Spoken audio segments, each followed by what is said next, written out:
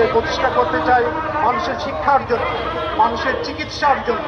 তো চিকিৎসা এবং শিক্ষা ব্যবস্থা বন্ধ করে দিলে মানুষ কোথায় যাবে? আমরা শুনতে পেয়েছি প্রিন্স মিডিয়ায় আপনারা স্থানান্তর করবেন ছাত্রদেরকে সুনামগঞ্জ মেডিকেল কলেজে।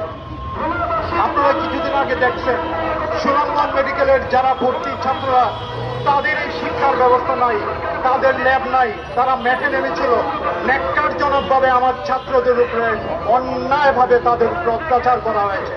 আমরা এগুলোর প্রতিবাদ জানাই। তাদের মারপিট করার জন্য আমরা 5ই আগস্টে আমরা এসেছি মানুষের আন্দোলনের জন্য, সুবিধার জন্য, মানুষকে সুবিধা বঞ্চিত করার জন্য নয়। আমরা চাই এদেশের মানুষের প্রত্যেকের শিক্ষা এবং চিকিৎসা ব্যবস্থা। সো আমাদের উচিত আমাদের কোনো ব্যবস্থাকে বন্ধ না করে আমাদেরকে শিক্ষার সুযোগ দিন, আমাদের চিকিৎসার সুযোগ দিন, আমাদের প্রান্তিক জনগোষ্ঠী যাতে হবিগঞ্জে বসে